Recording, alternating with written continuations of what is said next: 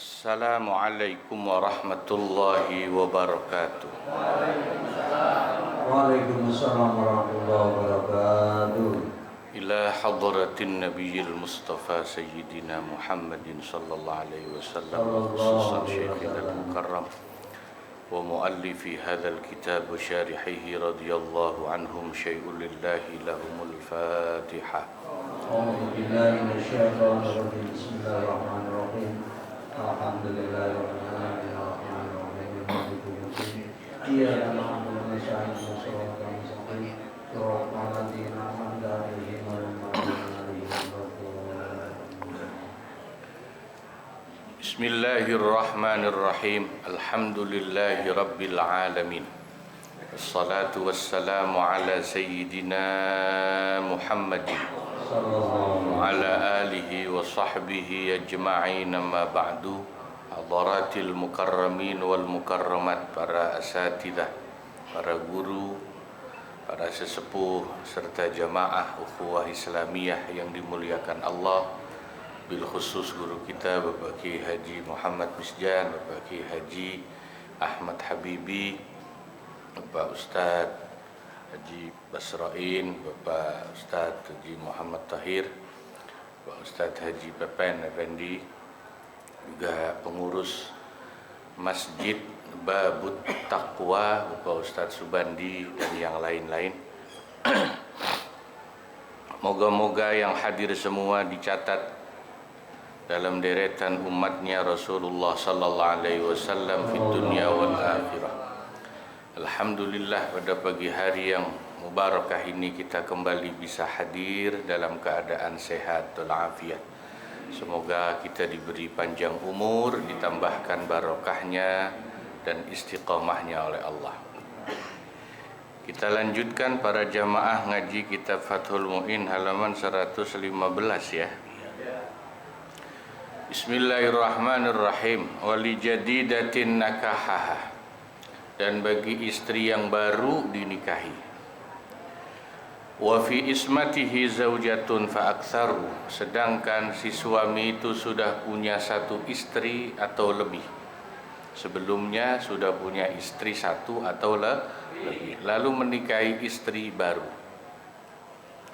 Bikrin, yang istri baru itu gadis.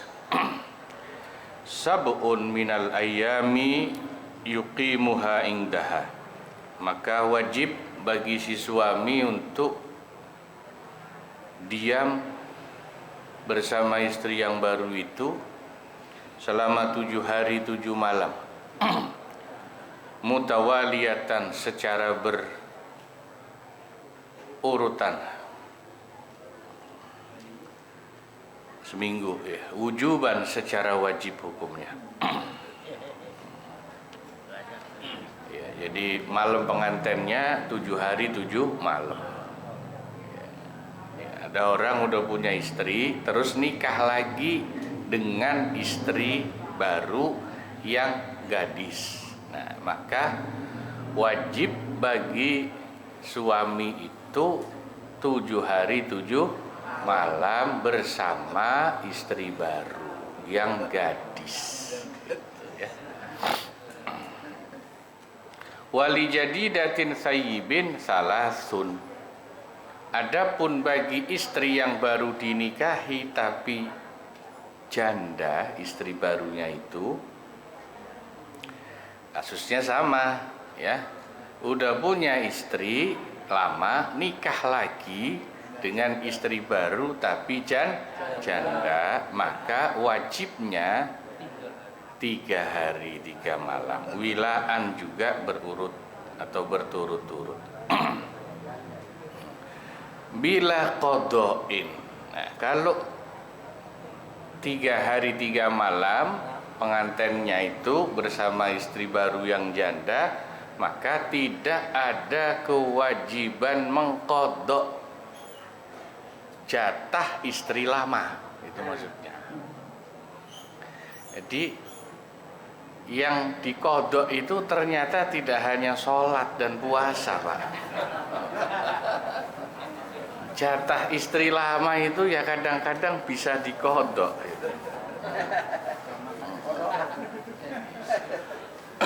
Qadha itu berarti diganti ya.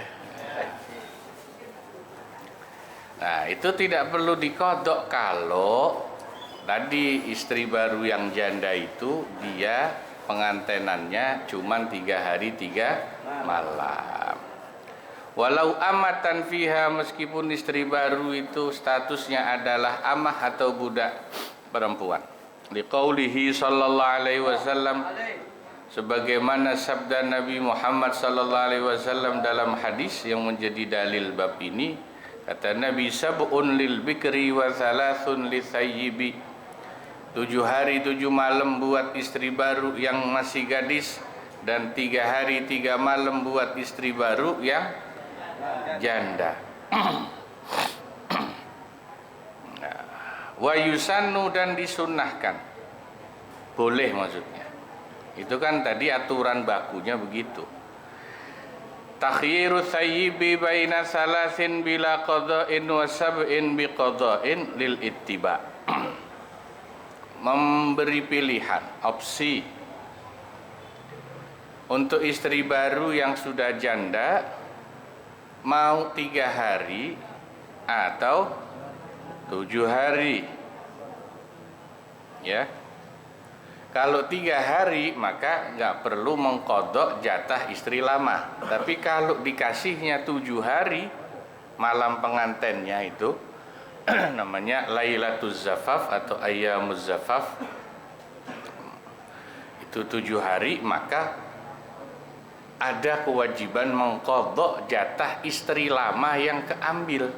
Paham kan ya? Kan harusnya kalau istri baru yang janda itu cuma 3 malam, malam pertamanya. Nah, itu dia nggak perlu kasih ganti kodok buat jatah istri lama. Tapi kalau dikasihnya 7 hari 7 malam, boleh juga disamakan seperti istri baru yang gadis, tapi nanti si suami wajib mengkodok atau mengganti jatah istri lama yang keambil, karena kan nambah 4 hari nih. Misalnya ya, ini meskipun istri yang baru dinikahin itu janda, tapi cakep misalnya gitu. Kata suami, sayang nih kalau cuma 3 malam nih, kurang nih misalnya. Dan nambah seminggu jadinya. Maka 4 harinya itu berarti kan ngambil jatah istri lama. Nanti harus qadha, mengganti jatah 4 harinya kepada istri yang lama. Lil ittiba itu karena mengikuti juga sunnah Nabi Muhammad sallallahu alaihi wasallam. Ya Allah.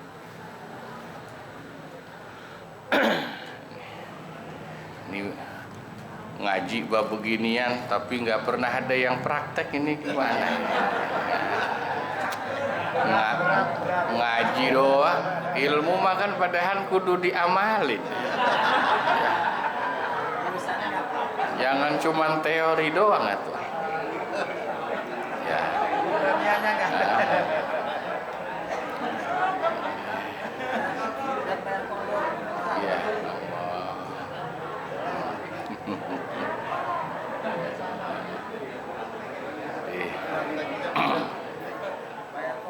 Ya. Makanya nih ada sekarang katanya Ustadz lagi naik daun gitu ya. Padahal yang benar jadi Ustadz itu mah jangan naik daun, mendingan naik janda dah. Naik daun.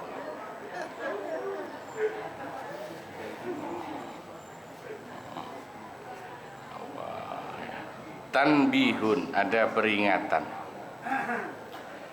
Yajibu, wajib hukumnya ingda syaikhaini, menurut 2 guru kita.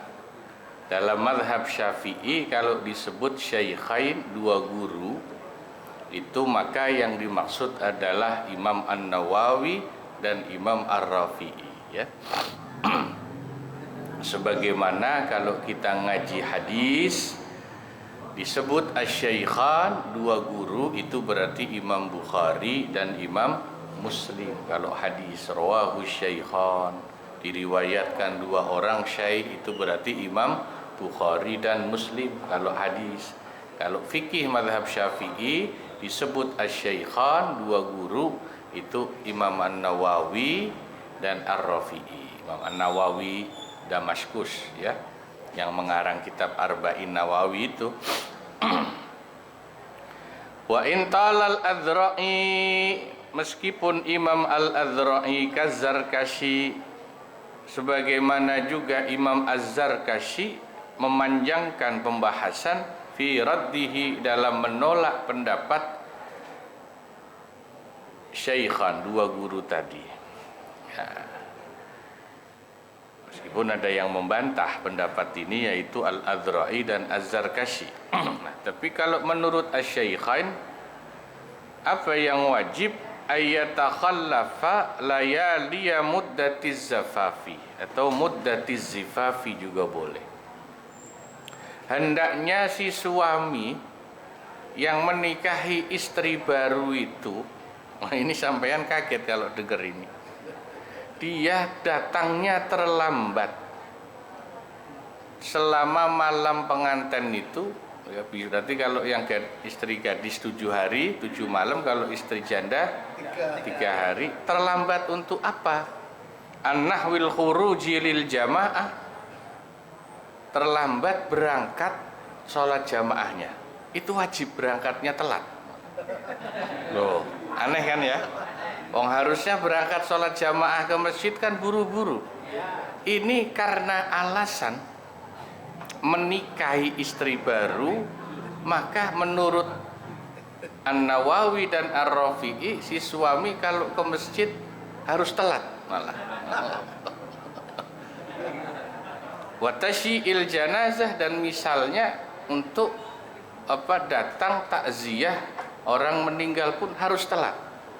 Nanti contoh lainnya ya iyadatil marid, menengok orang sakit pun telat.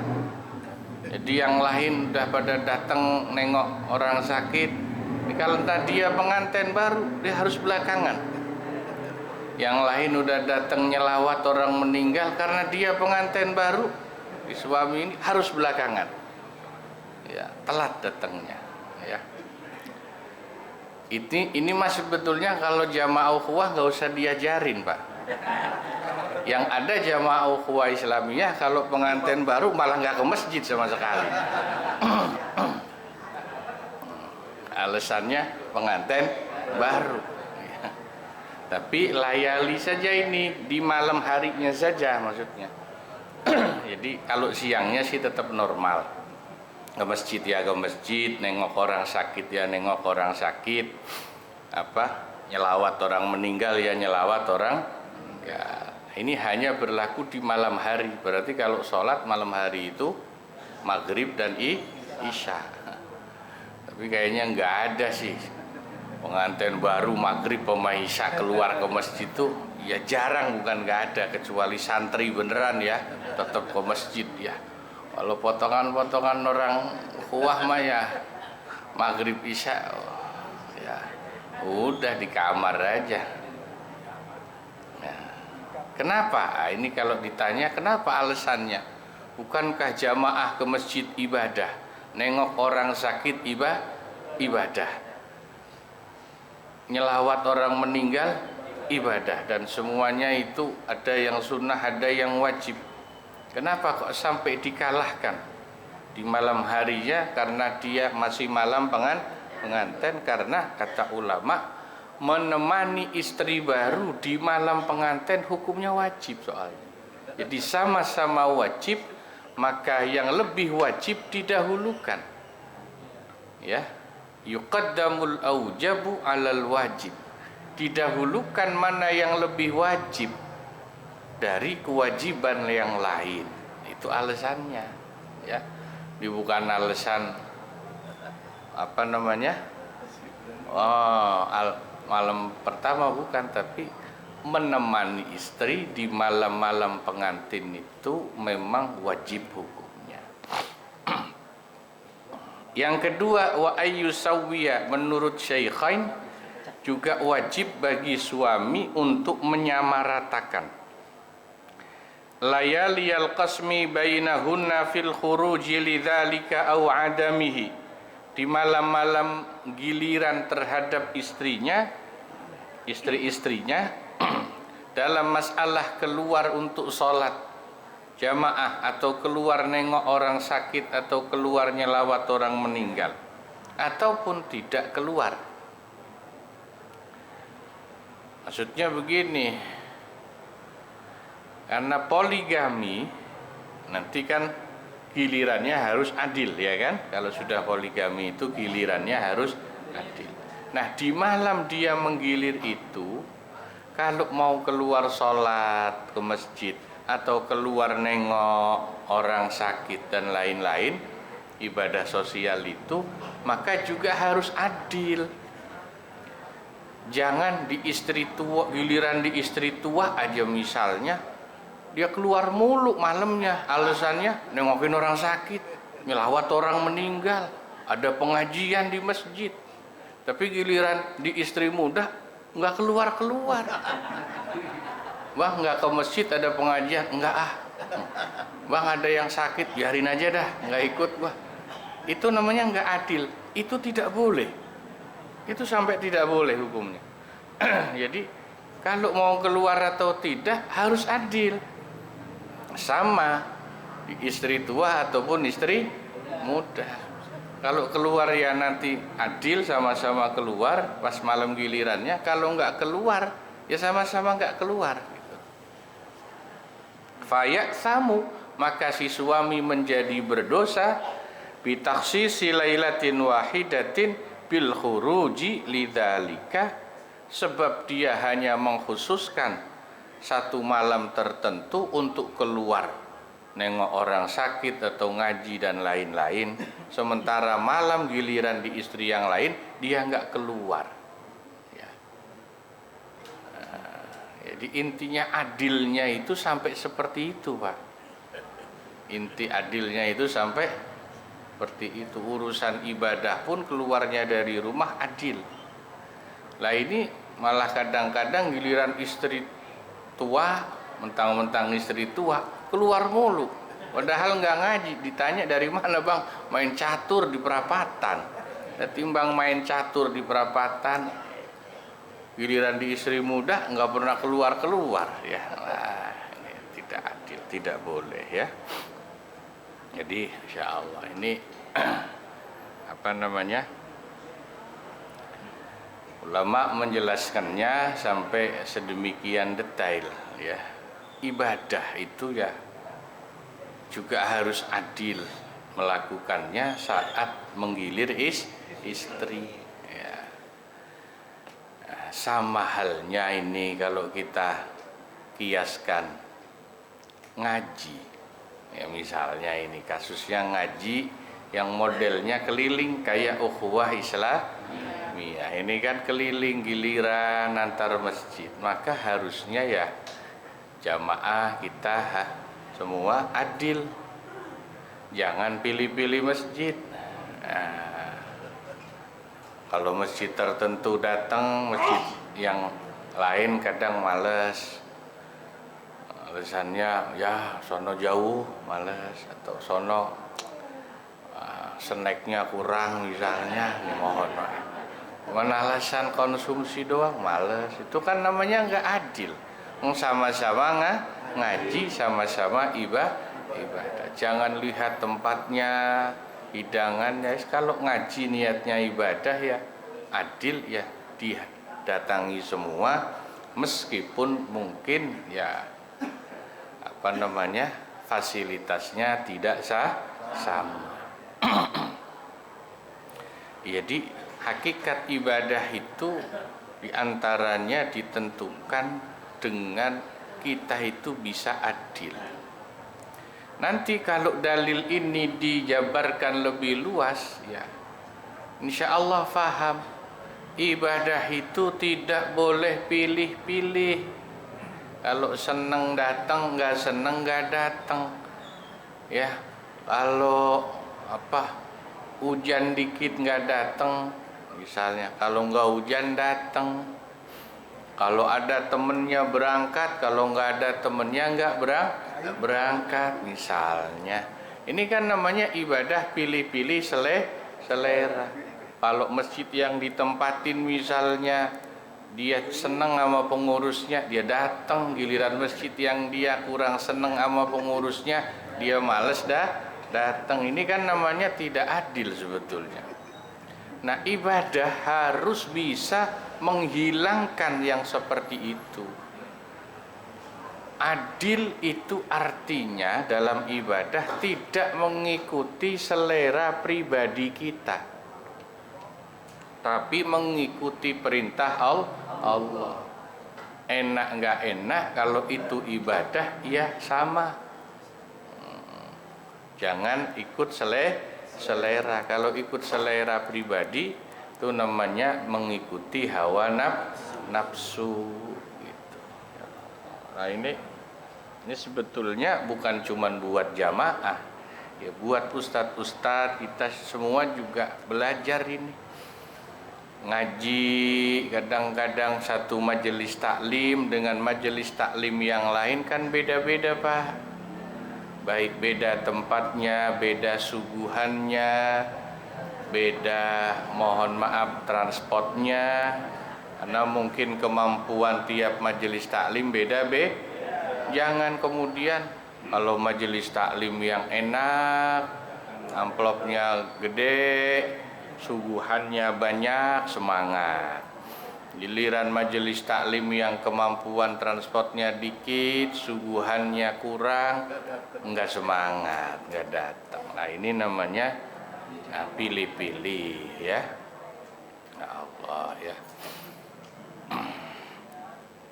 Nah, jadi nanti orang baru bisa merasakan manisnya ibadah, halawatul iman, manisnya iman, kata Nabi, ya kalau ibadah itu konsisten, istiqomah dalam keadaan apapun. Sama seperti orang hidup baru bisa merasakan manisnya iman kalau selalu syukur kepada Allah. Baik punya duit atau enggak punya duit, tetap senyum, alhamdulillah. Baik istrinya ngomel-ngomel atau istrinya enggak ngomel, sama-sama harus alhamdulillah. Jangan kalau istrinya ngomel kita cemberut, kalau istrinya enggak ngomel lagi baik baru kita senang. Nah, itu namanya syukurnya milih. Istri juga begitu. Syukur sama suami itu jangan pilih-pilih. Kalau lagi punya duit banyak aja baik sama suaminya. Giliran suami bokeh diomelin terus. Itu namanya pilih. Nah, ya ini justru belajar mempraktekkan iman gitu seperti itu. Wa wa'adha zaujatahu nadban li ajli khawfi wuqu'i nusyuzin minha wallahu a'lam bissawab. Ilaihil marji wal ma'ab. Moga-moga manfaat, kurang lebihnya mohon maaf. Wassalamualaikum warahmatullahi wabarakatuh.